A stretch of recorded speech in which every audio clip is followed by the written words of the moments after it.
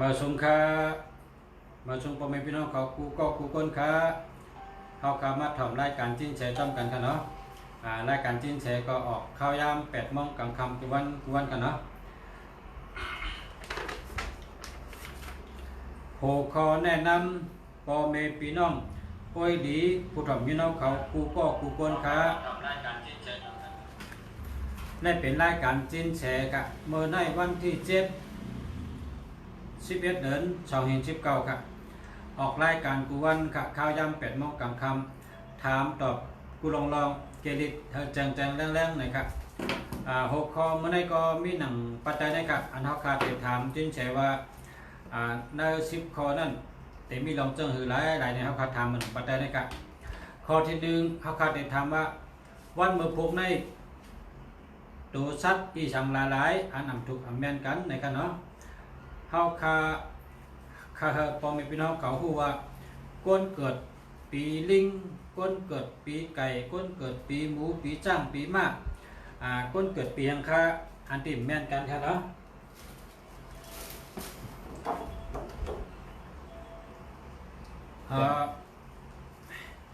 ก้นเกิดปีหนูครับเป็นทัดน้ำกันเนาะก้นเกิดปีวูเป็นทัดลิ้น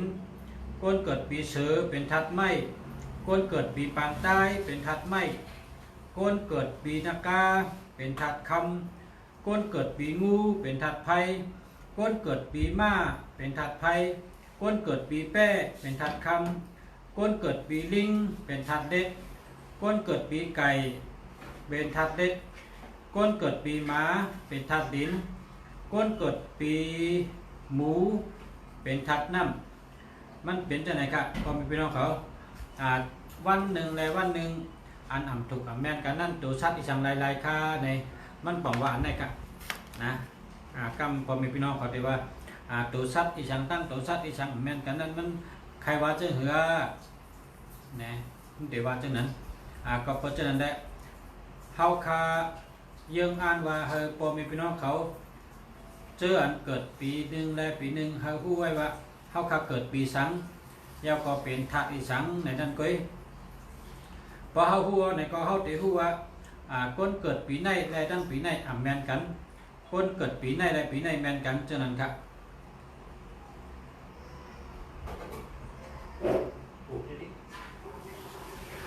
เฮาคาเตถามในข้อที่2ก็ว่าเมื่อพวกนี้เป็นวันธาตุอีสังคาจังไหนครับเฮาคาใครฮู้ว่าเมื่อนั่งเขาอ่านในเมื่อไกลนั่นค่ะเนาะเขาอ่านว่านั่นก้นเกิดปีหนูเป็นทัดน้ำนะครับเนาะก้นเกิดปีวูเป็นทัดดินนะครับก้นเกิดปีเสือเป็นทัดไม้ครับก้นเกิดปีปางใต้เป็นทัดไม้ครับก้นเกิดปีนากาปีเงือกนั่นนะเป็นทัดคำครับก้นเกิดปีงูเป็นทัดไผ่ครับก้นเกิดปีม้าเป็นถัดไผ่ครับก้นเกิดปีแป้เป็นถัดคำครับก้นเกิดปีลิงเป็นถัดเด็กครับก้นเกิดปีไก่เป็นถัดเด็กเหมือนกันครับ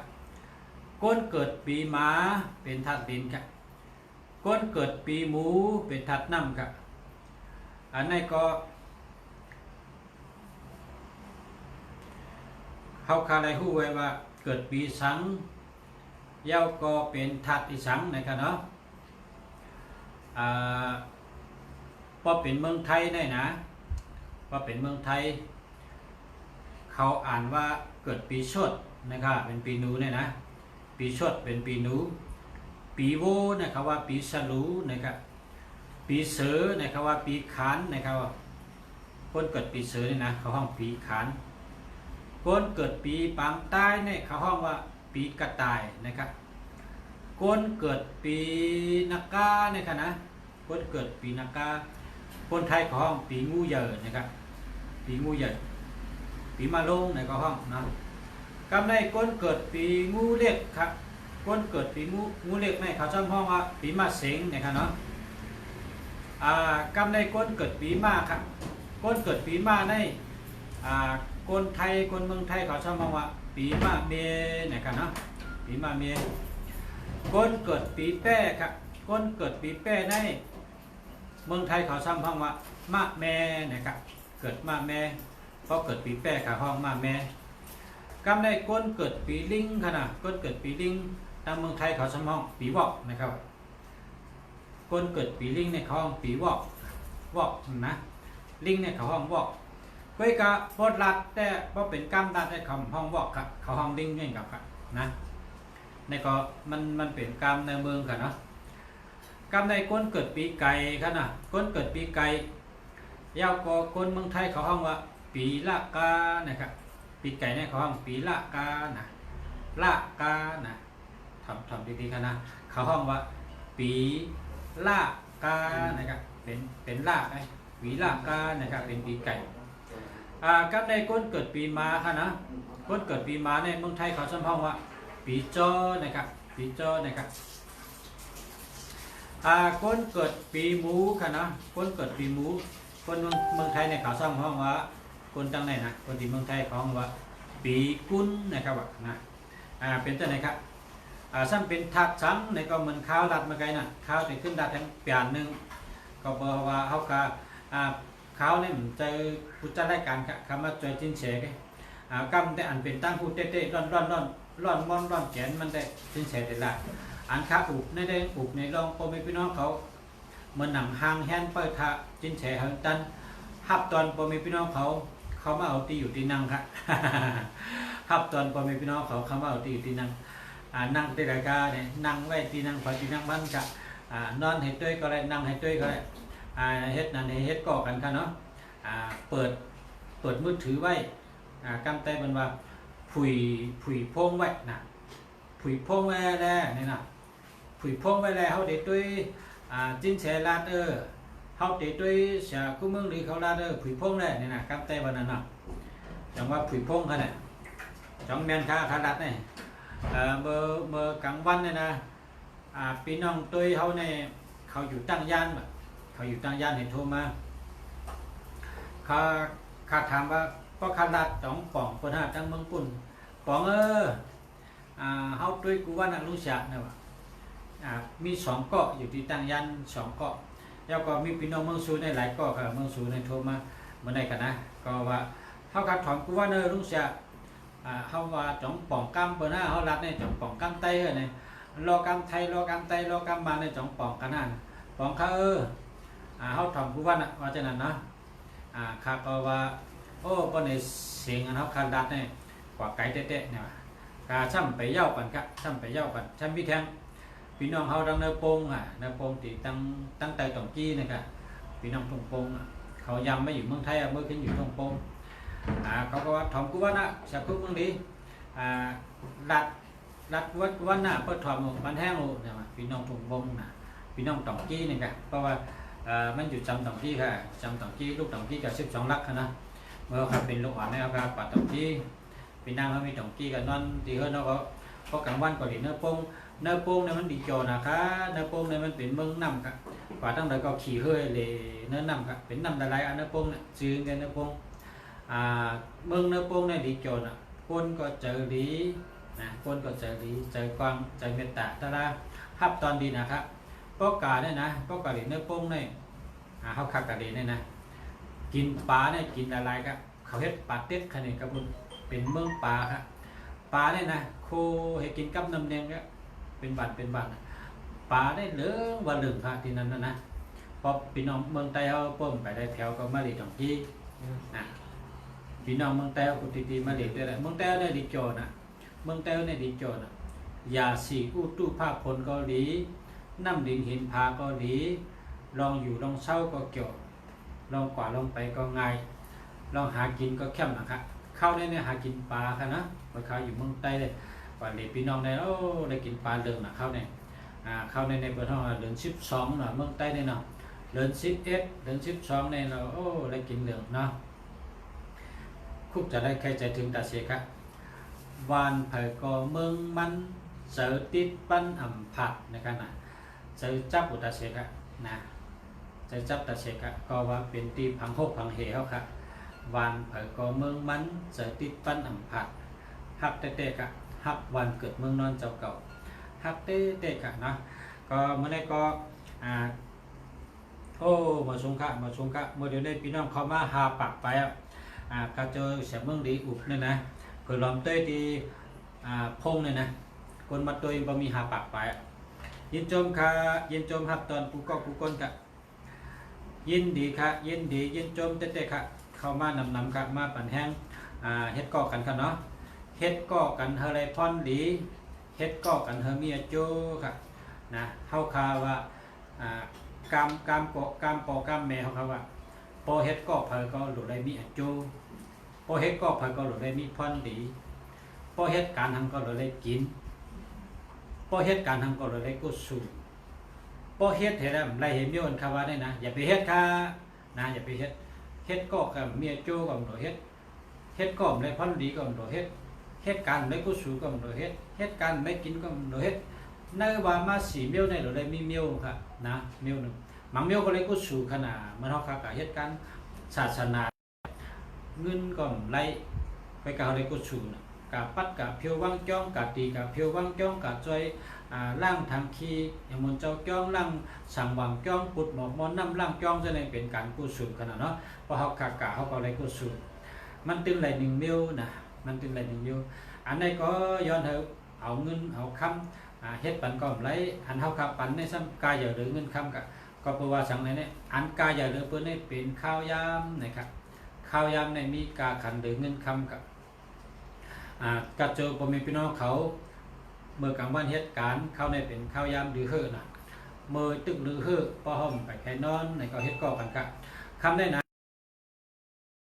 ลองภูกัดแขนภูโล่งแลนภูฮัดหันมือปานป่นมา5 ปะปีป่นค่ะมีคน7ก่อค่ะนะมีคน7ก่อเมื่อนั้นแน่ไปมีค่ะเมืองใต้เมืองเขเมืองไหนไปมีค่ะพาเลจ้าพาเลแขนพาเลกัดพาเลแลดพาเลมีแห้งและเป็นเจ้านะครับเมื่อนั้นนะกำเขาแต่ย้อนทำจิ้นแฉก็จิ้นแฉเขาเนี่ยเขาเป็นเครือเขเขาเห็นมาตั้งเมืองเขเขาได้เป็นไต้เขาจำเฮ็ดปรับ3 จุ่มขายครับนะเขาเฮ็ดปรับ3 จุ่มขายเมื่อเร็วก็ต้องมีขายพี่น้องมาปันแห้งมีอยู่กูวันครับเมื่อในก็มี2ก่อครับคนหนุ่มมาซื้อคนหนุ่มใจเขามาซื้อปรับ3 จุ่มในเขาเฮ็ดขายนะมีปรับ1ปรับ2ปรับ3ปรับ4ปรับ5โป๊ะเผยได้อ่าน3 จุ่มเนี่ยนะโป๊ะอ่าน3 เปลี่ยนเนี่ยนะตั้งหูต่างคุณพิชิกยาเนี่ยว่าเขาว่าโป๊ะ3 เปลี่ยนตั้งหูต่างคุณพิชิกยาคุณพิชิกยาในของผู้กูเบี้ยวนะผู้กูเบี้ยวพอลองตั้งผู้ได้คุณพิชิกยาในผู้กูเบี้ยวก็เปิดจากนั้นลิก3 จุ่มเนี่ยนะโป๊ะเผยอ่าน3 เปลี่ยนตั้งหูต่างคุณพิชิกยานะครับว่ามีขายไหมครับในก็เขาค่ะเตะเลือกเอาเนื้ออันก้นยะก้นแขนก้นมีจื่อเสียงก้นมีน้ำกัดผูกัดแขนยะมือนั่นอันมีอยู่ในเจิง3 จุ่มนั่นอันนี้อยู่ในปรับดิไตเขานะเขาขาดเตะเขาเจ้าจินแฉเนี่ยหลักในเขาว่ามือเขากัดแขนอยู่เมื่อก้นเนี่ยเป็นเจ้าเป็นขุนเป็นผู้มีมูลกรรมอย่างกว่าตั้งแต่ก็ขี่ม้าแผ่นดินนะเป็นเจ้าเป็นขุนเพิดถึงว่าเขาเจ้ากำดึงสุดรับลอยเงินหลายคำอันกำไตว่าตายอันว่านั้นเขาตายย้อนเจิ้งหือคากุญจ้าเป็นนั่นเขาตายย้อนเจิ้งหือคาเขาเฮ็ดสังได้เขาตายคาละเขาตายย้อนสังคาเขาตายย้อนอีสังกุญจ้าคนมีอำนาจคนมีพุงตะโคคนมีปีหยาคนมีน้ำกัดกำลึงชุดมันนั่นเขาตายยอดอีสังคาเนี่ยเขาเด็ดถามเป็นอันดีหู้เต้ๆครับก็เปว่าก้นเขาขาเนี่ยนะป้ออ่ำหู้ปืนตื้นหนุ่มจางเหตุการณ์เมืองครับป้ออ่ำหู้ปืนตื้นหนุ่มจางเหตุการณ์เมืองป้อเฮาเตะเหตุการณ์สังพยาเฮาหลูหู้ปืนมันค่ะอ่ำว่าการมักมีอ่ำว่าการเมืองอ่ำว่าป้ายอยู่ลีอ่ำว่าป้ายปิ่งหยามันต้องมีตนฐานเงาหักปืนฐานอาเขตขามมันมาของตั้งกูเดียวก้นเขาเนี่ยก็มีปืนมาปืนเผาปืนมันปืนก้นจักเอาปืนเฮ็ดไว้มันมีปืนมาวันเมื่อไหร่เฮาขาก็มีอยู่ก้นจักพอวันเมื่อหนามาเฮ เฮาเตะเลยหันก้นมือเดียวนี่แต้มปืนก้นมือนั่นก้นมือหนาซ้ำเตะแต้มปืนก้นวันมือไหนครับจังว่ามือไหนดูได้คัดใจไว้เฮาเป็นพรดีปุนตาเจอจัดวันเมืองภาษาศาสนาตัวเก่าพอเฮาเฮ็ดไว้พรดีในก็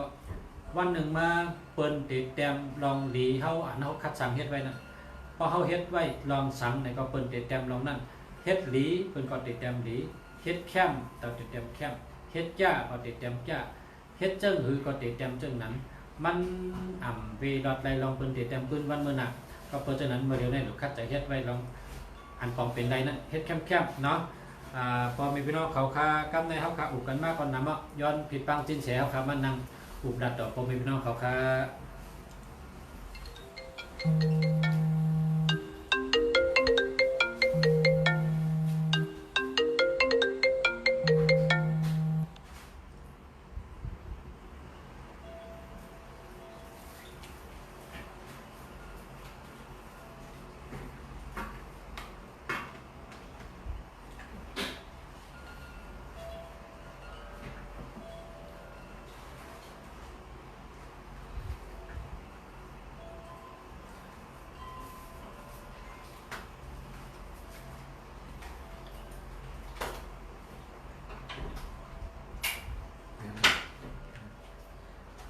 การสู้ตรงตักผมเป็นพี่น้องครับก้นศิลป์ก้นธรรมแบบสงครานะแล้วก็ศิลวิทย์สงครานะครับ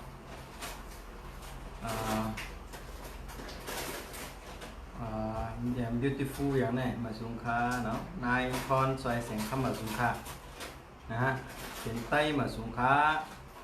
แล้วก็ปีกไปเคียงแลมีน้ำไหลมาสงคราป้อหันอย่าลืมตักป้อหักอย่าลืมตอบมาสุงค้าสิ่งที่มองไม่เห็นคือใจคนมาสุงค้าใจใต้มาสุงค้าฝนมาสุงค้าน่าจะเป็นแรงหาหน้ามาสุงค้านางลิ้นมาสุงค้าใจป้ามาสุงค้าอิงเกาเสียนมาสุงค้านะฮะโตหน้าคนวุ้นทองมาสุงค้าเสียงหลีเมืองใต้มาสุงค้าป้อสูห้าเข้าอย่าเก้าแทงก็มาสุงค้าขอเป็นคนที่เธอรักสุดหัวใจมาสุงค้านางแขกกุนลอยแรงกุนลอยแรงเนี่ยกุนลอยแรงเนี่ยมาสุงคะงี่เง่าเข้าใจยากแต่รักคุณมากเข้าใจไหมเธอมาสุงคะ you I love you เนี่ยมาสุงคะวันต้นตีมาสุงคะซามาสุงคะเนาะเอาสินเสียย้อนตรงตาพ่อแม่พี่น้องอุ้ยเกาหลีผู้ถ่อมยินเขาทั้งหมดทั้งเสียงเนาะผู้ถ่อมเงาตรงรายการสินเสียทั้งเสียงเนาะอันใดตรงตักกันเข้ามาย่ออันสินเสียอะไรหันย่าเลยอ่านป้าอันหันย่าเลยอะไรอ่านป้าก็ย้อนตรงตักทั้งเสียงเนาะย้อนมาสูงตั้งเสียงครับเมื่อไหร่เขามาโดยเงาตรงคู่เมืองหลีตั้งสินเสียในรายการสินเสียกันเนาะเอาละมาสูงครับคู่เมืองหลีครับมาสูงครับพ่อแม่พี่น้องเอ้ยก็หลีผู้ถ่อมยินผู้ฮับถ่อมยินนะเงาตรงรายการสินเสียกันเนาะมาสูงครับเนาะสุดยอดคนใจเย็นมาสูงครับเนาะแต่ยันเมืองสุขาวกรุงเทพมาสูงครับเอาคู่เมืองหลีสืบพอถามแล้วครับมาสูงครับมาสูงพ่อแม่พี่น้องเขาทำกรรมครับมาสูงครับโอ้ขอแนะนำพ่อแม่พี่น้องเอ้ยหลีผู้ถ่อมยินเขากูก็กูก้นครับในเป็นรายการจินแชร์ครับเมื่อในวันที่7 11 เดือน2019ครับเนาะออกรายการกูวันกับข้าวยำ8 โมงกลางคืนครับทำตอบปัญหากูลองแกลิเธอจังดังนะครับหัวข้อกำถามมี1ประเด็นนะครับข้อที่1ครับเมื่อพุกเป็นวันตูชัดที่สังหลายค่ะอันถูกแม่นกันครับนะฮะก็เหมือนคนบุญไตกาลี่ย้อนหมายพงพองคาว่าหมายพงคู่เมืองหลีหมายพงอังคาว่าด้วยเยอุดอยหมดรอฟังค่ะรอฟังอยู่ค่ะตอนนี้เอามาสุงค่ะเนาะเอาละหมายพงสินเสียได้065669363เนาะ065669363 065669363เนาะส่วนหมายพงคุณเมืองดีแต่ลานหลังรายการไหนครับว่าเนาะเอาละมือผูกเป็นวันตัวซัดตั้งแขวในห้องว่าเป็นตัวซัดหมาค่ะหมาค่ะนะโอ้กำเมื่อวันเมื่อในวันที่7นะโอเคเมื่อในวันที่7เมื่อในเป็นวันลิงผูกเป็นวันไก่นะฮะวันไก่มาผูกค่ะมาผูกในตั้งเขเขาว่างว่าเป็นวันไก่ค่อยนะมาผูกเป็นวันไก่เอี้ยวก็ไก่ในเป็นทัดคำนะอ่ำเมียนกันตั้ง ปังใต้นั่นปองว่าพวกเพอเกิดปีไก่เกิดปีปังใต้โหลไรไหวสติในวันมะพุกก็เปิดวันมะพุกนั่นเป็นวันอันไก่และปังใต้อ่ำยันกันมีเจ้าหน้าไหนครับคุณผู้ชมเอาครับคำในเขาครับถามข้อที่สองครับเมื่อพุกเป็นวันทัดอิสังคาเมื่อพุกอะนะฮะเมื่อพุกเป็นวันทัดลิ้นเล็กนะฮะเป็นวันลิ้นเต้นาลิ้นลอกหน้าลิ้นเหนียวนั่นปองว่าเมื่อพุกเนี่ยเป็นวันอันโกนเตะขี้ถี่ขี้เหนียวอีกหนึ่งเป็นวันก้นตีเตะขี้ถี่ขี้เหนียวอีกหนึ่งนะธรรมชาติขี้ถี่ขี้เหนียวครับเพราะกับยันกูมันจินใช้ไปลำพูน อย่าว่าอย่าว่ามาพูดเนี่ยนะเป็นเจ้าไหนครับเป็นวันทันดินเล็กครับเอาครับข้อถามข้อที่สามครับวันเมื่อพุกถูกดีเสือเสือโคสีสังฆาปอกนเจือนทัดใจตกอำนันก็ก้นเจือนอำพ่ออยู่ดีบนห้องว่าป้ายอยู่ดียุบย่อมเจ้านั้นครับถูกได้เสือเสือโคเสียงครับโอเคเมื่อพุกนะฮะถูกดีใส่เสื้อข้นเป็นสีเหลืองนะฮะย่อก็สีกาแฟสีน้ำตาลสีเนื้อสีครีมสีส้มหมักจอกจำนวนกันเนาะนะฮะเอาครับข้อถามข้อที่สี่ครับข้อที่สี่ถามว่าเมื่อพุกถูกดีใส่เสื้อโคสีสังฆะป้อเขาผีสังสัตว์ก้นถ้าเปินหักเขาเปินมีเมตตาที่เท่านั้นครับสีขาวครับหรือใส่สีขาวเนาะเหมือนที่เจสันได้ครับมาพบสีขาวครับเขาเมตตาดีผีชักก้นหักครับข้อถามข้อที่ห้าครับเมื่อพุกถูกดีใส่เสื้อโคสีสังฆะป้อเขาก้าเมียดขายหมานมีสุนมีรับขายสังกรมีน้ำเมียดน้ำโตนะครับเมื่อพุกครับถูกดีใส่เสื้อโค้นเป็นสีเขียวครับเนาะเพราะใส่เสื้อโค้นสีเขียวในจึงเดี๋ยวเลยครับน้ำตอนพอนดีมันอ่ำห้างมันหนักคอถามที่คุ้งลีถามเขามั่งนะครับเนาะเอาครับข้อถามข้อที่หกครับข้อที่หกในย้อนถามว่าเมื่อพุกถูกดีออกขอออกเฮิรนกว่าจู้ไผ่ตั้งเลยครับป้อเขาผีสังสัตว์ก้นหักเขามีเมตตาที่เขานะครับเมื่อพุกครับเป็นนะวันดีวันหนึ่งฮะสองก็จะมาลาแน่ถูกดีออกตาออกตั้งกะจริงห้องวันออกซื้อๆกันมาปุ๊บนะฮะเพราะใครไรครับนำต้นพันดีมันหนักขอถามที่คุ้มดีถามเขามานั่นค่ะเนาะจริงห้องวันออกซื้อๆค่ะมาปุ๊บกันนะพอดีออกตั้งเอาครับการในสิบถามข้อที่เจ็ดครับข้อที่เจ็ดถามว่าเมื่อพุกถูกดีออกขอออกเฮิรนก่อตั้งไรครับพอเขาก้าเมียดขายมันขายสังก็มีน้ำเมียดน้ำโตครับเมื่อพุกนะถูกดีออกขอออกเฮิรนกะตั้งจานค่ะกะตั้งห้องต้องบัดเนี่ยกะตั้งห้องซื้อๆค่ะกันต่อคาราพิษนะทางราพิษนะตั้งห้องครับกำได้ห้ามข้อที่แปดครับข้อถามข้อที่แปดถามว่าวันเมื่อพุกครับถูกดีก่อจะปัทมะเตเฮ็ดลองสังฆาเฮาเป็นมังกรดีได้ปันพรดีปุณดาตัวเฮาคานะครับเมื่อพุกกันนะมันเป็นวันอันเปลี่ยนเลือนตั้งแขกนะเป็นวันเปลี่ยนเลือนตั้งแขกความนั้นในเมื่อพุกและเมื่อไหนเนี่ยจะเป็นวันอันซ้ำกันวันหนึ่งเปิ้นฮ้อว่ามันเป็นวันไข้วันไข้อันว่าเนี่ยที่ปองมันก็ปุดเปิดออกนั่นบอกว่าคุยออกนั่นบอกว่าเมื่อพุกจะเป็นก้นอันที่มีสังก็อุบไรลัดเลยเขามีรองสังก็อุบไรลัดเลยมีรองเหลียวอย่าไปอุบย้อนยิ้มขึ้นพองนะอย่าไปลัดอยากเป็นวันลิ้นเหนียวความนั้นในชื่อเนี่ยเป็นวันอันที่เขาอุบไรไข้ว่ากูลองว่าจะเป็นที่ออกหาเงินหาคำนะว่าจะเป็นย้อนลูกตีทอดตีเมียดนะกับย้อนตีทอดตีเมียดแล้วใครไรลูกเลยเตาลูกทอดลูกเมียดอันนั้นก็ย้อนจำกับค่าไคเตอร์ทีนะค่าไล่ทีนะกับไว้ตีทอดตีเมียดเดียวหยุ่มย้ำนับถือนั่นว่าไคเตอร์ทีนะย้อนเขามีส่วนมีมันพองมีจงมีลาพองก็มีโอกาสตีตีเตอร์ยก็ยังบอกว่าบุกเฮ็ดตั้งหลีตั้งเสียงเฮ็ดตั้งหลีเปิ้นต้องจื้อมัดจื้อหมายเสียงไว้นะฮะเปิ้นเตต้องกึมอ่ำลืมต่อโจนะฮะยก็เป็นวันดีที่เขาเตเฮียนปิญญากะหาศาลาเป็นวันดีที่เขาเตแม่หอแม่เฮิรนเป็นวันดีที่เขาเตขุดดินเป็นวันดีที่เขาเตตั้งเสาปุ๊กเสาเปิดเสียงเปิดล้านเนี่ยก็เป็นวันดีเขาเตวางเตียงกำในก็เป็นวันดีค่ะเนาะอันนี้ค่ะมาผูกลองอันดีเฮ็ดตั้งเสียงนะวันผูกนั่นค่ะพวกมันดีเอาครับกันในสิบข้อถามข้อที่เก้าครับถามว่าวันมะพุกอันอ่ำถูกดีเฮ็ด มีสังหลายๆค่ะ วันเมื่อพวกอันอ่ำถูกดีเฮ็ดนะครับเผาก้นตายเปียดก้นตาย2 มิ้วนะครับอ่ำดีเฮ็ดในวันพวกนั้นครับ เอาครับขอถามข้อที่10ครับมาพบวันมาพบเนออันผู้หญิงป้าต้องป้าสันเถเมมานเขาเนี่ยเตเลยสติวิริยะมิติละลายครับ อ๋อทางเขาโมเขาอุเขาหีบเขายุ่งเขาอัน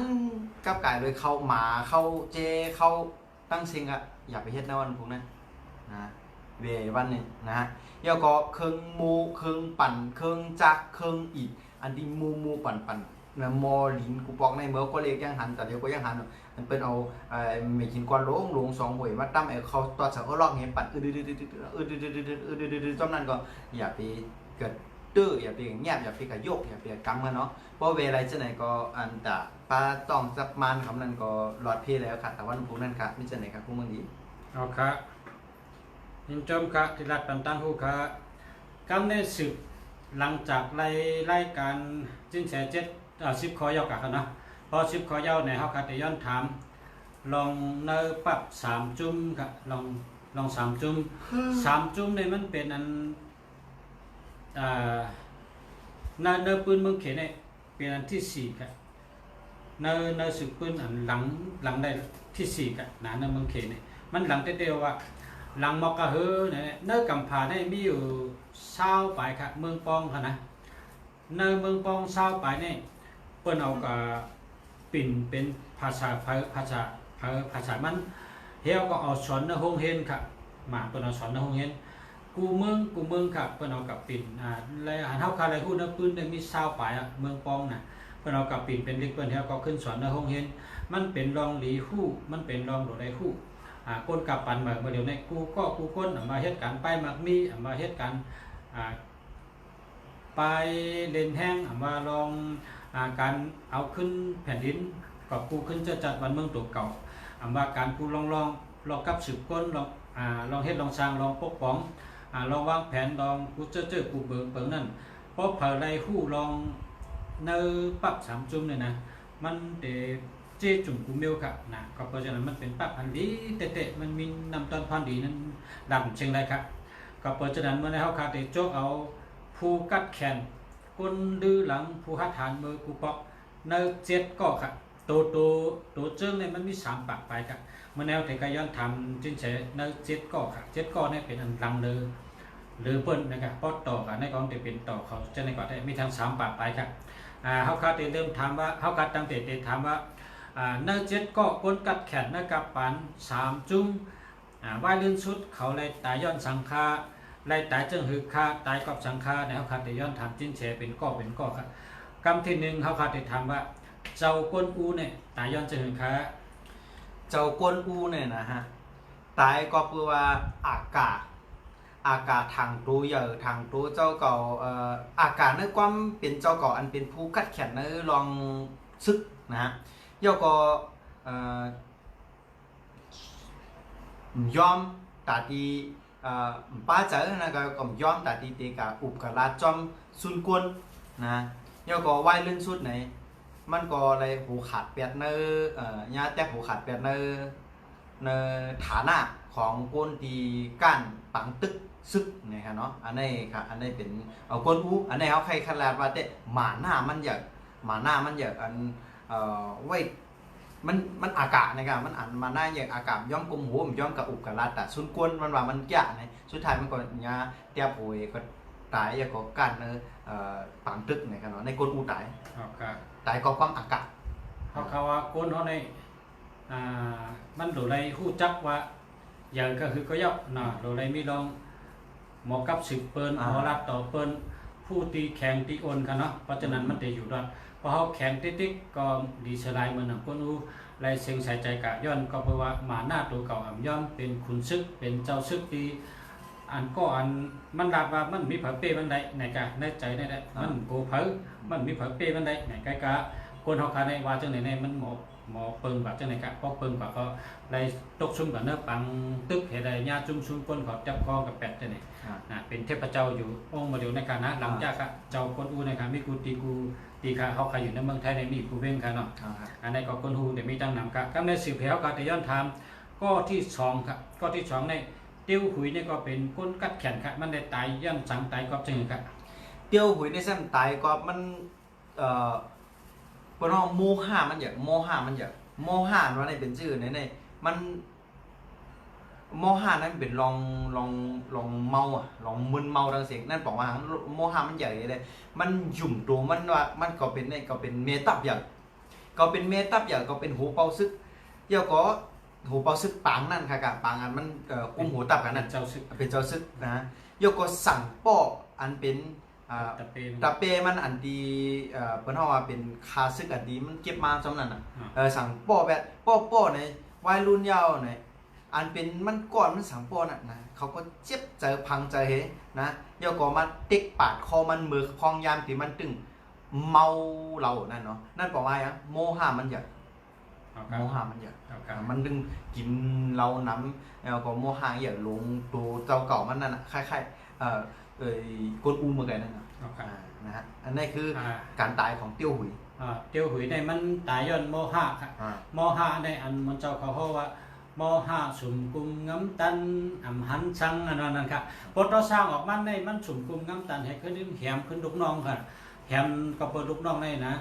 แหมเหี่ยวก็ลูกน้องในขึ้น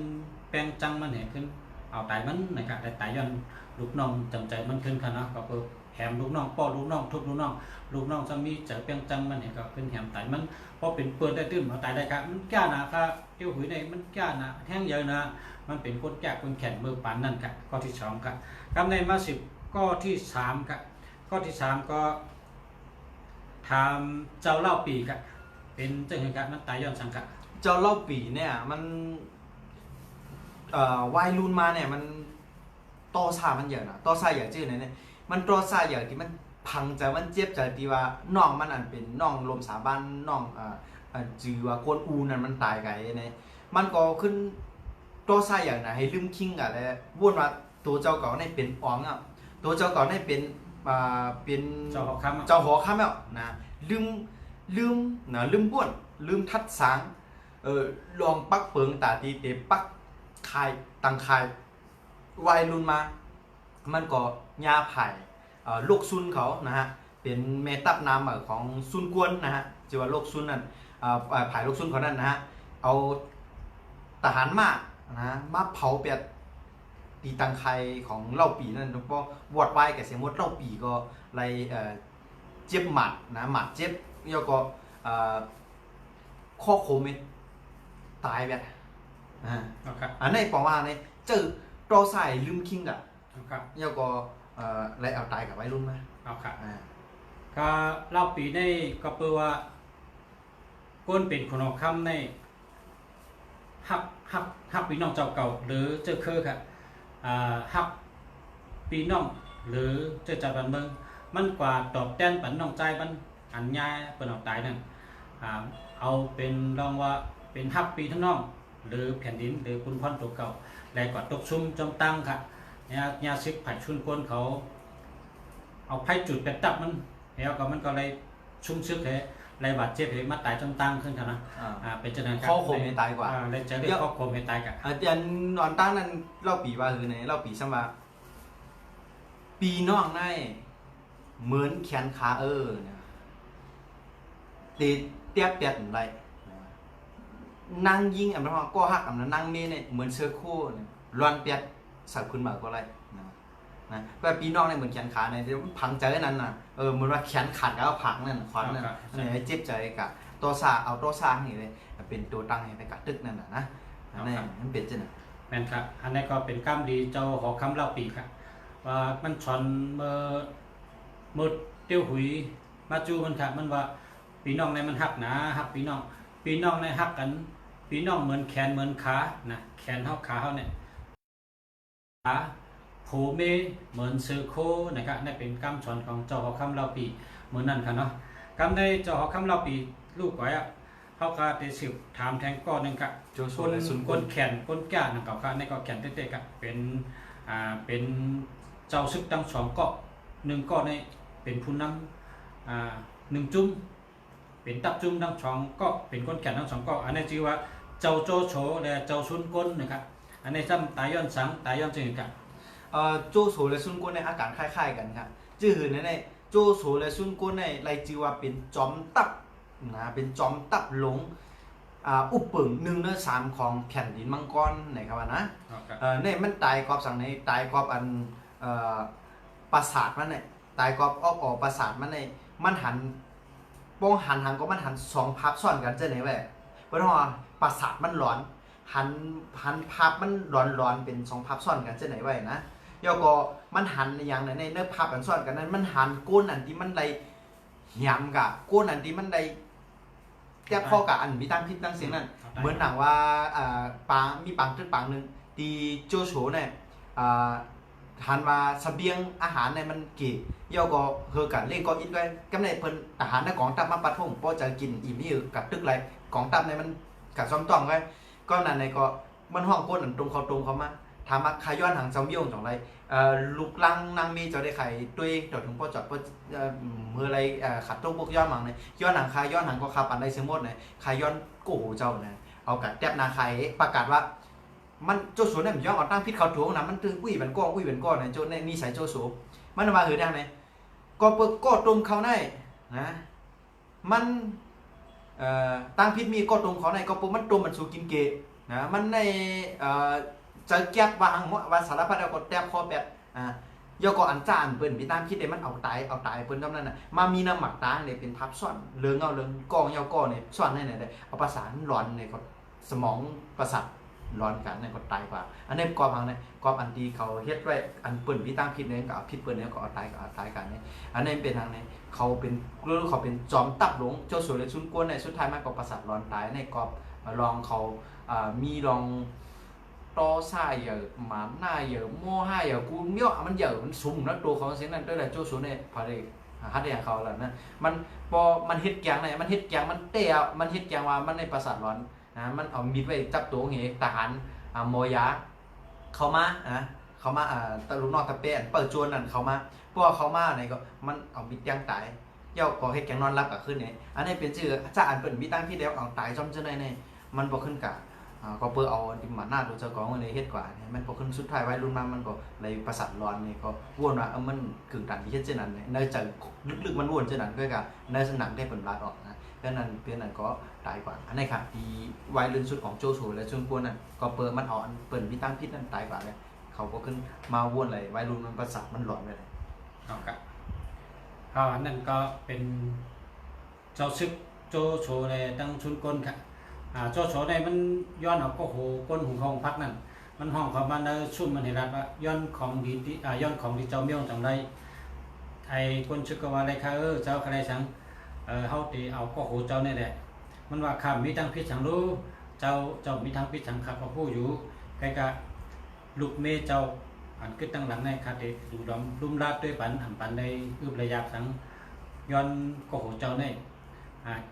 เก่งเอาไล่ตัวเดียวนี่แหละเนี่ยนะ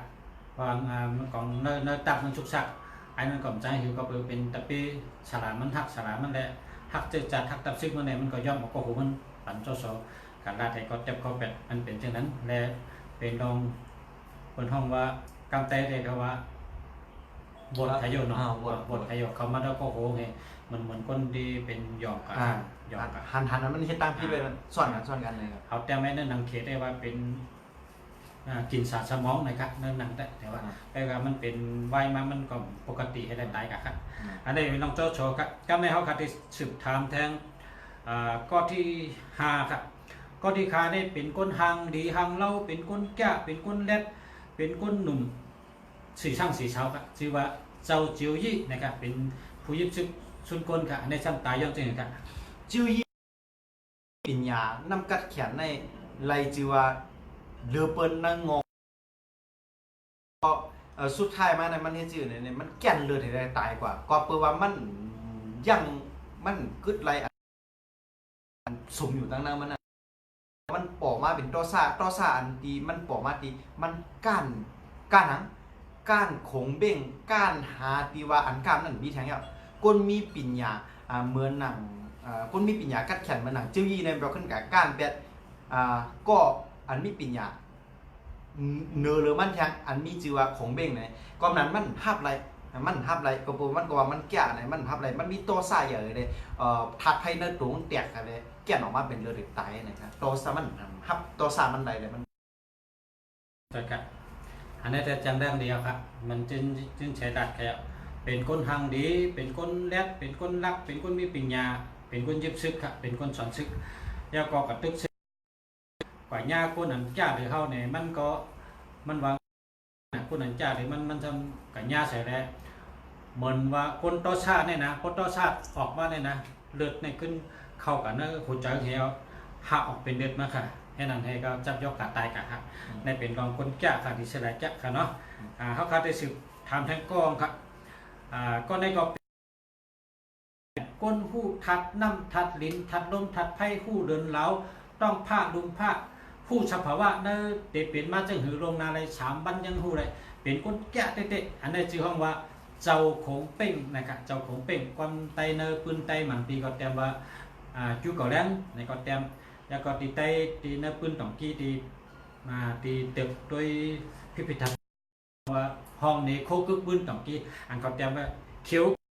นะครับก็การอ่านปืนตีนั้นว่าข้าก็อ่านเป็น2-3 ปอกข้าอ่านเขียวก่อแรงได้เป็นเพิ่มข้าออกมาวนด้วยอีกเขียวก่อแรงได้เหมือนกันมีอาจารย์ว่าจูก่อแรงนะแต่กงเป่งได้เป็นก้อนเดียวกันครับกันในเขาขาดแต่มาถามยังมีทางจื้อไว้ก็จูกัดเลี้ยงนะจูกัดเล้งครับแต่เมืองไทยเนี่ยมี2 ชื่อจูกัดเล้งอะไรตั้งของเป่งนั่นก็เดียวกันครับยาวตีต่องกี้เตรียมว่าจูก่อแรงตั้งเขียวก่อแรงนั่นก็เดียวกันครับเป็นก็ได้ครับเขาขาดแต่ถามว่าก็ในจ้าเป็นในให้สังในตายจังหือคาตายย้อนสังในเขาถามจินเสียครับก็จูกัดเลี้ยงอันนั้นก็ของเบ้งเนี่ยนะฮะเป็นก้นมีปิญญาที่กัดแขนเนื้อแผ่นดินมังกรกันเดียวนะก้อยกามันตายกับกอบสังเนี่ยตายกับกอบไม่ใจตั้งนาวางจากตั้งหลังเพื่อนห้องไม่จะตั้งนาแล้วก็ลืมตั้งหลังการตั้งนาลืมตั้งหลังเพื่อนห้องการนาพะวงหลังก็ยังลืมตั้งหลังเนี่ยอันเป็นราชกิจตั้งเสียงเนี่ยยังข้างยังคาอยู่นั่นขนาดนะมันลืมไรวางจากไรก็เปิดของเบ้งเนี่ยเป็นก้นก้อนเร็วติ่มปรึกษาเพอของเบ้งเนี่ยเป็นก้นก้อนเร็วติ่มปรึกษาเพอหูแหงก้อยวางแผนแหงก้อยเฮ็ดแหงก้อยวางอามินของเบ้งเนี่ยมันห่วงหูแหงก้อยความนั้นมันมีตัวแตนตีนแตนมือเด็ดๆมันเป็นของเบ้งเนี่ยมันปรึกษาเพออย่างก็มันตัดสินมันวนแหงก้อยมันตัดสินใจแหงก้อยความนั้นเนี่ยมันถึงเด็ดตายมาเนี่ยมันตีมันตายเนี่ยก็เพราะว่าการทั้งนากับลืมทั้งหลังก็ตั้งหลังก็มันวนว่าป้อมนี้มันอยู่จ่องเปิ้นน้ำตีเฮ็ดไรตั้งนาป้อมันกะจ่องน้ำตีเปลี่ยนไรเนี่ยมันกะน้ำลืมหลังเช่นไหนแหละมันจ่องก็เอากูเมียวอันที่มันคล้องคำนั่งเสียงเนี่ยมันสุ่มจะอย่างก็เป็นพื้นไพ่ขึ้นมาอย่างกันก็การน้ำลืมหลังให้ตายกันเช่นนั้นครับใช่ครับอันนี้ตายหนุ่มเขาอาสาขา14นะครับคนก็ในญาติเด็กๆครับอาจารย์ของเป่งเนี่ยก็เขาห้องครูของเป่งนะอันนี้ก็แปลว่าหับปุ่นพรใหญ่นะตั้งหลังก็ว่นน้ำตั้งนากาก็ว่นน้ำตั้งเหมือนจะคนหับนักนะหับตั้งหลังก็นักตั้งนาก็นักหับปุ่นพรนักนะได้ตายกับถึงเจ้าครับนะตัวนะที่เขาว่ามาตั้งเสียงเนี่ยยังไปถึงตัวนั้นที่เขาว่ามาตั้งเสียงเนี่ยกูก็ในตัวเขารู้เอามาตั้งแต่กวนอูเตียวหุยเล่าปีโจโสซุนกวนจิ้วยี่จูกัดเลี้ยงคงเบ้งเดี๋ยวว่ามาตั้งเสียงเนี่ยเป็นวีลาบุรุษก้อยเป็นหนออารองเกิดไหมฮะอะไรเป็นคนแก่คนกัดแขนก้อยตัวเราเป็นปราดเป็นผู้มีปัญญาน้ำกัดแขนเขาต้องได้เป็นเจ้าเหนือหัวก้นก้อยตัวเขาดูก้อยกะมีกะเฮียงเหมีกะตั้งหูเหมีกะอันหนาอำนาจเหอำไรจอยเขาตายจ่อเจอเหก็กูก็เนี่ยเขาจำนั้นเนี่ยตายเนี่ยดีอันเขาตายเนี่ยมีอยู่2 คอไว้ครับตูเก่าคองเก่าเยี่ยก็อันเป็นห้องว่าอัตตาตูเก่าของเก่าแก่เก่ากัดเก่าแขนเก่าปูมันมีอัตตาในตัวเลยมันจะก็เอาลูกกับตายกับแห้งไปมันตายดีก็ตายจ่อยก็นะครับอันนี้เป็นอันที่เขาว่าคนมาพี่กึศขาดในกองฮะเป็นว่าอาทิเข่งกำพาในมีเมน้ำให้ลอยครับ คนเขากันได้จ้าก็คือก็ยักกาใครจ้ากาใครมีตั้งผู้ก็เหมือนเขาเจ้าเช่นนั้นฮะก็วันหนึ่งมาก็ก็เพราะฉะนั้นได้มือตึกนี้ใส่ใจแน่ดูได้แจกแหน่งปุนพรปันกันเฮ็ดเฮงเบาแล้วก็ไว้เจอเย็นเจอยาวเพราะไว้เจอเกี่ยวเจอซื้อหนังคือยังช่วยกูก็มีสักเย็นยาวครับกำในเขาการได้สืบถามแทงก้อนในแคมป์กะ ก้อนในแดมตายหงครับเขาการได้ทำแทงก้อนเป็นก้นซึกหางดีหางเล่าย่านก็ในกับนุ่งเสื้อโคกขาวตาเสกขี่ม้าขาวตาเสกห้องว่าจูล่งนะครับจูล่งในตายกอบจังในตายย้อนจริงครับปกติละถึงเตียวจูล่งอยู่ชื่อนั่นก็ห้องไงว่าจูล่งเรื่องนั้นก็จูล่งเนี่ยเป็นเมตับเป็นเมตับก้นอันที่ถือว่าสำคัญเป็นเมตับก้นสำคัญของเราปีก้อนในนะแหมก้นมากก้อนน้ำมันในการขึ้นไหลของมันในการไต่เตาของมันในจากที่เป็นซึกนะไปเราเป็นทหารอันที่แจ่มๆไว้ต่อถึงขึ้นมาเป็นเมตับอย่างนะจกกุกก็การกูเมี่ยวเตียมันเฮ็ดนั่นภารกิจกูเมี่ยวเตียนเฮ็ดนั่นกูอันตายกูก็อันที่มันเอาตายนั่นซึกปางตึกอันที่มันได้เข้ากับโฮมนั่นจูล่งอ่ำต้อนเอาตอสามันเข้ากับปองลอยเฮติเฮเมียวเฮก็จูล่งเนี่ยเฮ็ดนาตีตอนตานาตีไว้กันนั่นไว้ความนั้นถึงเพราะว่าอ่อนตั้งที่จูล่งเนี่ยเตมดลมหายใจเลยตายกว่านั้นอ่อนตั้งในมันเตขึ้นชื่อว่าเป็นคุณซึกก้นอันที่อ่ำตอนก้านภายในครับเนาะก้อยกามันสมาก้านเปียปังตึกหนึ่งเมืองเตตายนั่นว่ามันกับปังตึกอันเทนสุยนะปังตึกอันชื่อว่าเทนสุยเนี่ยถึงพวกเฮ็ดเธอจูลงก็ได้ในถึงพวกเอาจัดปันเอาจัดปันในอสังในพอเต็มรอดได้เนาะจูลงก็มันมีหมันอะมันมีอัตรามันมีตัวเก่าของเก่ามันฮู้จังนั้นแล้วเนี่ยมันสั่งถอยแปดปังตึกมันสั่งถอยแปดกองทัพมันเนาะเพื่อรักษาผลประโยชน์ของคนดังนำเพื่อรักษาผลประโยชน์ของส่วนรวมไว้เย่าก็เฮ็ดจะยอมรับว่าลองแต่มันปอกเป็นมาเจ้าไหนเนี่ยเส้นลมหายใจสุดท้ายของจุลงนั่นมันตายกันไหนก็มันตายกันกัดเย็นเต็ดเห็นไหนกันมันตายกันถึงป้อที่ว่าพระเจ้าเล่าเสียนเนี่ยถึงป้อหลังน้ำตาตกแผ่นดินมังกรเนี่ยไหนเขาอันนี้เนี่ยเฮอหันว่านะพระเจ้าเล่าเสียนเนี่ยถ้านับย้ำจุลงในเหมือนโป้งก็นึงนะเดี๋ยวถึงจูลงตายกว่าในน้ำตาหลังตกแผ่นดินมังกรเนี่ยอันนี้คือด้วยหันมาตัวจูลงเนี่ยมันเฮ็ดนาตีนะจูลงมันเป็นจิครับจูลงเนี่ยมันเฮ็ดนาตีเปิดนาตีเลยมันเอาโลภะโทสะมานะอันที่ถือดูเข้ากันนั้นมันเอาอัตตาเข้ากันนั้นความนั้นเนี่ยมันตายกับความมันไรเจ็บเพิ่มไรแค้นเพิ่มนั่นไรพังใจที่เพิ่มความนั้นมันตายกันมันจบว่าตายกับกัดเย็นตายดีนะฮะแล้วก็ว่าจะเป็นเรื่องความเครียดนะกาปันตะเหลียวเนี่ยนะว่าจะเป็นลองวุ่นน้ำเพี้ยเธอคำเจอมาจะเป็นลองการอันเดียวเครียดเดียวก็มันลูกกับปั้งกับไกวกว่าเหมือนเจอเขามาจะเป็นนาการนั้นป่อมาตีเขาเครียดก่อสร้างมาในลูกปั้งกว่าก็ดีปืนมาเครียดเถือมันลูกซุ่มกว่าก็ดีนะฮะเขาตั้งหนำในเตี๋ยวโตซาเขากับนักเกมันเห็นเลยปอเป็นมากป้องกันมากบ้าจะเป็นตอบข้อตอบผ่านในนั้นก็ในการเฮ็ดการกล้าการขายบ้านนาเรือนเฮาอันเฮ็ดเงินเรือนย่อมขึ้นในปองน่ะจังได๋เฮาโตซ่าเขากับจิ้มจริงๆอ่ะกอบนั้นในเนี่ยอันกูเมียวอันที่อยู่คิมความจอมตัวคิงเฮาในเฮาเอาโตซ่าขอจิ้มจริงๆเฮาเอาตัวเฮาใจเฮาขอจิ้มจริงๆในเฮาจ่องตุกค่ะนะเพราะนั้นคำพระเป็นเจ้าสอนก้นเฮาไว้ว่าชื่อเนี่ยคำพระเป็นเจ้าสอนก้นเฮาไว้ว่าช่อแลปล่อยแปดแลดูเก่าของเก่าช่อแลปล่อยแปดแลรอพระรอสามมานามันนั่นเธอเฮ็ดเมื่อลมหายใจไปสิ้นก็เฮ็ดนาทีเฮิมเป็นนาทีเฮ็ดนาทีเปอร์เฮอเป็นนาทีก็เป็นอันเท่าถูกรีเฮ็ดอันเท่าถูกรีเฮ็ดรอสามโมหะมานาอัตตาของเขากับจิ้มเนี่ยคำพระเป็นเจ้าสอนไว้จังไหนเอาป๊อดก่อนอันคำพระเป็นเจ้าสอนเฮาไว้แต่ว่าปล่อยแปดแลตัวเมื่อของเมื่อนั้นตัวเมื่อของเมื่อนั้นมันมีหางเมียวเนี่ย มีจันไหนครับหมอสุงค้า ประสงค์ค่าเอาค่ะในถ่อมรายการสินเฉยเอาค่ะลองตั้งหูก็ในถ่อมค่ะเนาะก็ว่าในการเจอจัดวันเมืองในการนาตีปุนพรนั่นมันเหมือนของจุลงนะครับเพราะว่าเฮาคาเฮ็ดจอมเขาสิสั่งดีๆงามๆเปิ้นจังเปิ้นเจ้าสั่งก็เฮาก็เฮ็ดจอมดีๆมีเจอเผือกตินขาวเจอเฮ็ดจอมเต็มทนโป้เมื่อไรเฮ็ดจอมนาตีปุนพรเต็มทนมีใจต่อชามีใจรอบผ้ามีใจรอบผ้าต่อชาสั่งในรองเดือดไม่ก็มี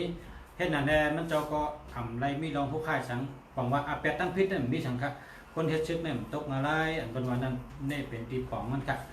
คนเฮ็ดชึกเนี่ยตกมาไล่ก็เพราะเขามีเจตนานะครับมีลองใครเฮ็ดครับเขา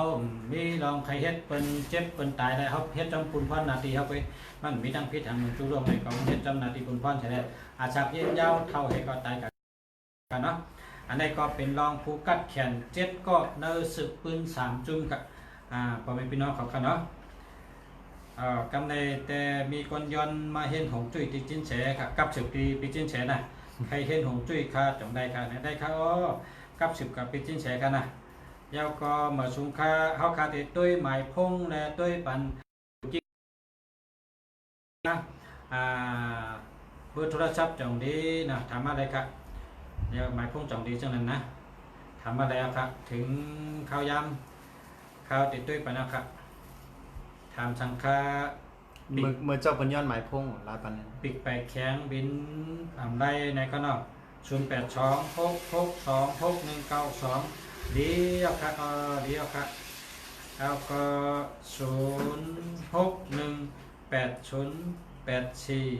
0618084812อันดีค่ะอันนี้จำดิกมันมาเนาะดิกมันอันนี้มันดีค่ะเนาะอันดีค่ะตรงนี้เช่าติดสิทธิ์ตรงนี้สิทธิ์เลสิทธิ์ติดนิดอันนี้มันดีค่ะนะหามาค่ะนะถ้าได้อยู่ตั้งเมืองต่องกี้ฮะ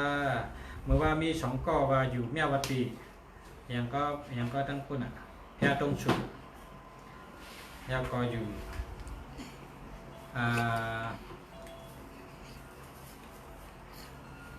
อันนี้ทำ066023254ครับเนาะมี02ครับอันนี้ก็หาใหม่ครับเนาะ602หาใหม่ครับ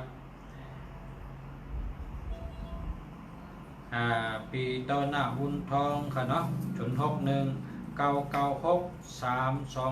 09963296อันนี้เดียวครับแล้วก็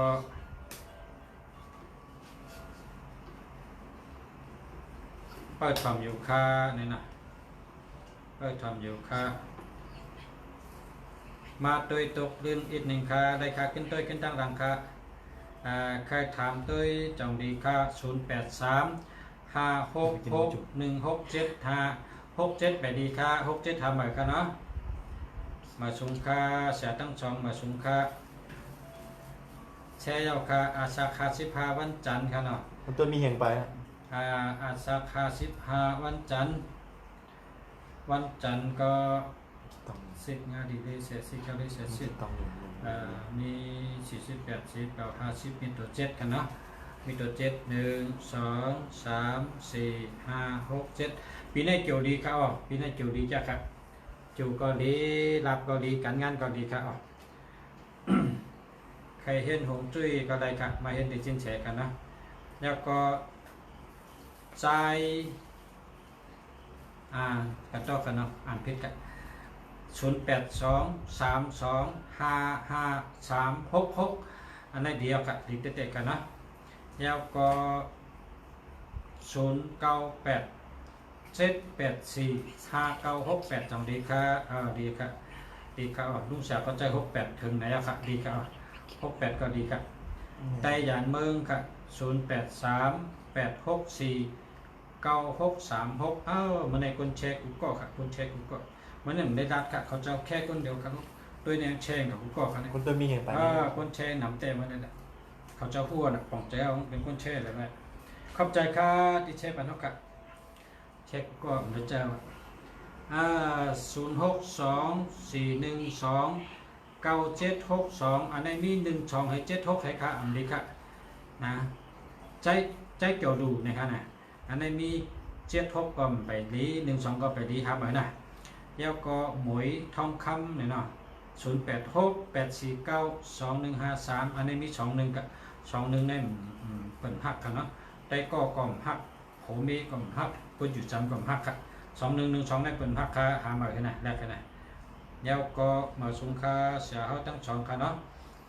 0993245582เดียวครับกับในอิง900,000กันเนาะอิง900,000ในหามาไว้ครับก็เพราะว่ามันมี73ครับ73ในเปิ้นใจค่า73ในจังยากาผ่าโดดผ่ากาปินโดดปินไรผ่าไรเย็บเพราะเขายาฉลุงเขาเอาผ้าผ่าเอามิดผ่าได้เย็บขึ้นให้นะเนาะนะ73ในเปิ้นใจค่ะเนาะ อันนี้0853858739นะครับกำแต่ว่าลุงเสียอ่านนะ73ก็ได้หามันหมดเนี่ยนะก็ว่าอันมันเดียวได้อันบ่ได้สั่งเนาะเหมือนกาลำนั่นน่ะเพราะหมักปองมาหมักปองลูกเดียวสั่งพ่อกระแทงนะก็ใช้เจ้าก้าฮอเจ้าก้าของหอมเลยล่ะหมักปองลูกก็ชามลูกของก็ขึ้นกันนั่นน่ะนะมันกล่อมแล้วเหมือนกันครับน้ำปัดพงสู่เจ้าในพงก๋วยเอา2ตัวในกองเจ้าเดียวนะเจ้าก็มันเดียวละแปดให้ละนะ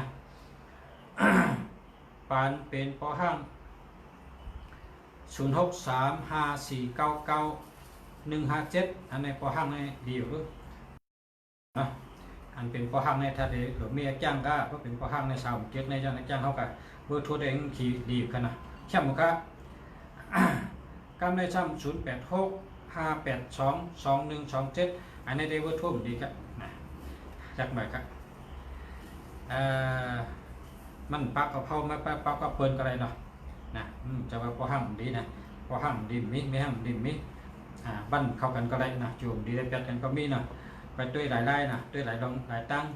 0947194529อันนี้ดีค่ะยาวก็062020329006อันนี้ดีค่ะมันมี0220แล้วก็06กันเนาะแชร์เอาค่ะขอบคุณเต้ๆครับโอ้กำเนิดแต่แชร์เตะกำเนิดแต่กันต่อครับผมมีพี่น้องครับกันต่อครับ0823347860อเมริกา60อเมริกาเงินโฮคา60มีทั้งไปแล้วก็0850352913ไปดีครับ13เปิ้นใจครับแชร์แล้วครับขอบคุณครับอันนี้มี0837639942มี76ครับพ่อแม่พี่น้องเขา76ให้37ให้เปิ้นใจครับเนาะหาใหม่ครับแล้วก็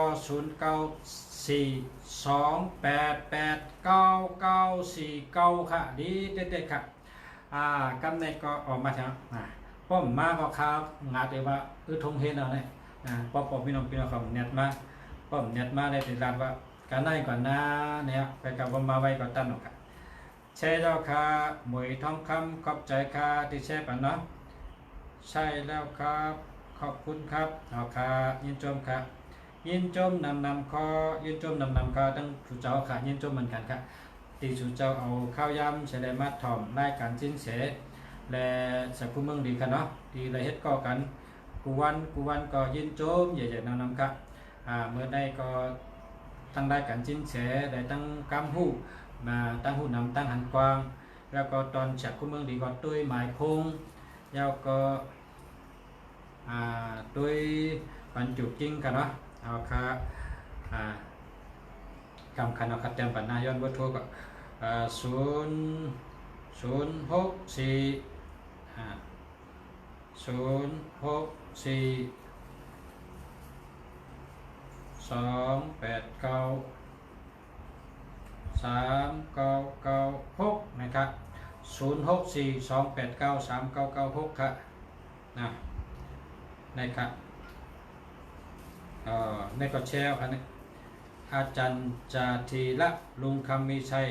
ขอบคุณนะอาจารย์ที่มาแชร์กันเท่านะค่ะ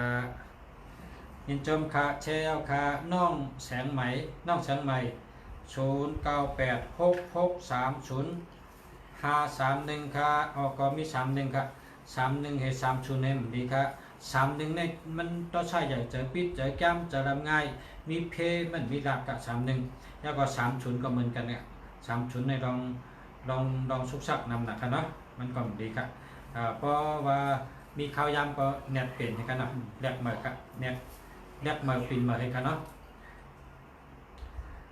แป๊บปิกไปแข็งนะครับแป๊บ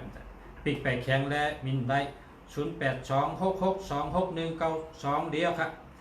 ต่อคำสานะครับต่อคำสาประมาณนี้ได้094037409191เพราะว่าต่อในนี้เป็นมันคำเดียวนะก็เรียกว่าประมาณนี้ได้เนี่ยนะเอากะมันไปดีครับ037ก็อ่ำดีครับ0401นี่ก็ไปดีครับเนาะก็เพราะฉะนั้นแหละต่อคำสาวก็หามากันเนาะก็อยู่เมืองไทยก็หาเมืองไทยอยู่เมืองใดก็หาเมืองใดครับยินดียินชมครับที่มาถามมาจังกับจัดในจองเตเป็นได้งะนะครับเนาะที่อ่านไว้เต็มหัวเนาะแชร์ยาวคา06254061550คา0นำนะครับ0มี50ก็มี60ก็มี0นำนะแชร์ยาวแชร์แล้วครับขอบใจครับเบิ่งใส่ยินชมครับแชร์ยาวคาอันนี้เด็ดหมออ่านชื่อครับนะเอาก็0628318883อันนี้มี31ตั้ง18มันไปดีครับทำไปกันหน่อยพ่อแม่พี่น้องเขาครับยินชมคากันได้ก่อนนะพ่อแม่พี่น้องเขาเมื่อพูคบกันแทงครับเมื่อพูวันบ่ายคบกันแทงครับเมื่อใดก็เลือกดีใจก่อนครับย้อนเชื่อพ่อแม่พี่น้องเขาอยู่ดีมีเงินห่างดีกึกกึ้นกูก็กูก้นค่ะมาสูงค่ะ